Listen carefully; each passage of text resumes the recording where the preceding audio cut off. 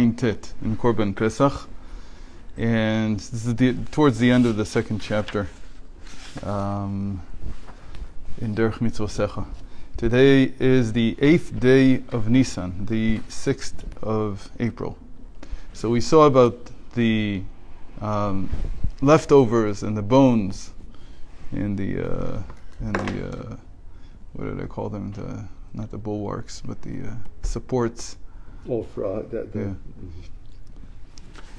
וזהו מדרגת פרעה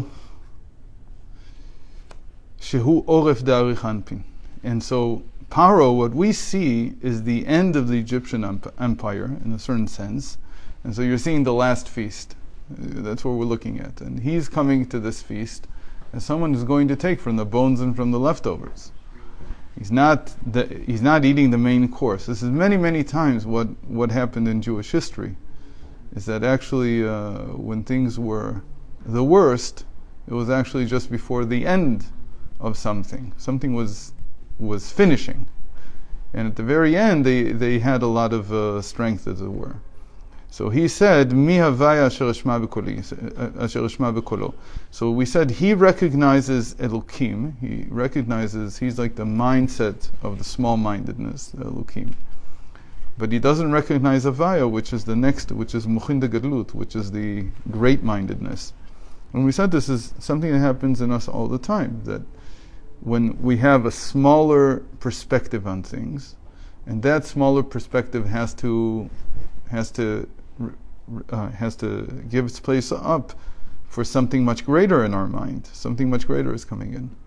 So the small-mindedness is pushed down into the throat, into the bina. The throat is called the bina of Arich Anpin.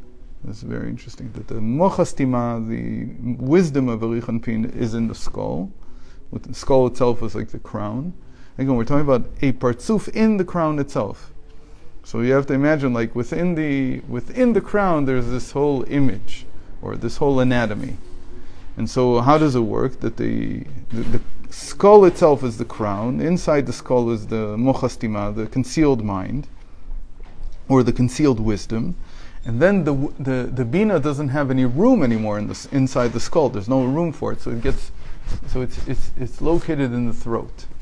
That's the description that the Zohar gives. This is actually from the Zohar. This description was the Arizal who put it together, that identified it as being part of the crown, the Arich Anpin. So he said. So when a new mindset comes into me, so the old mindset is pushed down. So that's Pharaoh. He's a Pharaoh. He's the old mindset. He's the end of the previous way of seeing things.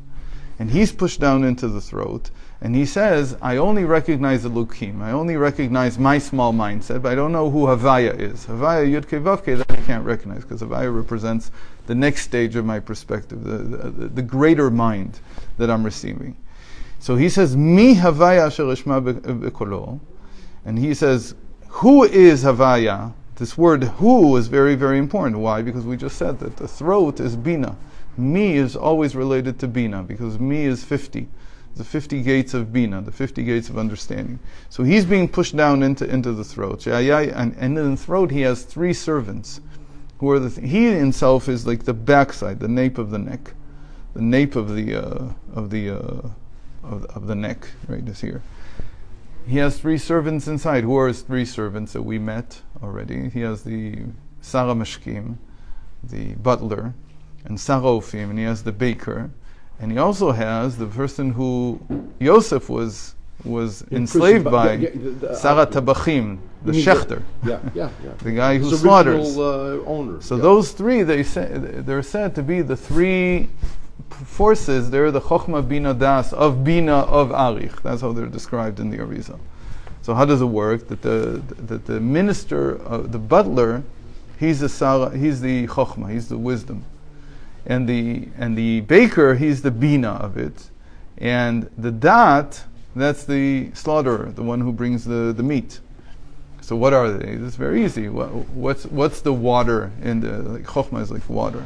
So what's the water in the neck? Butler. So where does water go down? Oh, where does it go down? Yeah. So the vishet, the esophagus. Okay. And the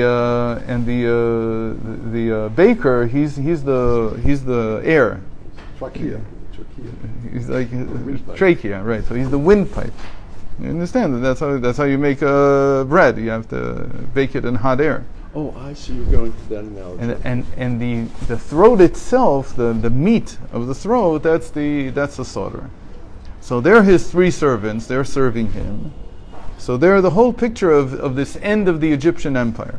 It's like the three ministers that we know. We don't know of anyone else that was there. We know there were Khartoumim, there were these wizards, but we don't know of anyone in particular. These are the three people that we know. It's very interesting. You think about how different this is, for instance, than Esther, where we get lists and lists of people who serve Hashverosh and then Haman's children. We know tons about it.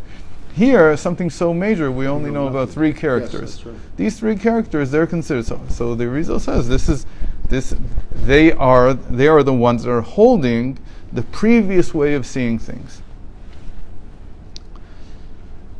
So even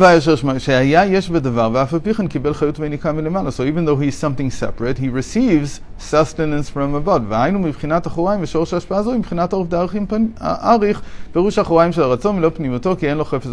like we said, this is something that we no longer want. Hashem doesn't want this anymore, as it were. And now it's pushed down, and all it's receiving is like a little bit of the spillover from the barrel. That's why in the Eitz Chaim it says the Tzemach Tzedek, that the Rizal says Pharaoh was standing at the nape of Arich Anpin, at the backside of this lower partsuf of the crown. Like he says, now the nape is the backside of the neck.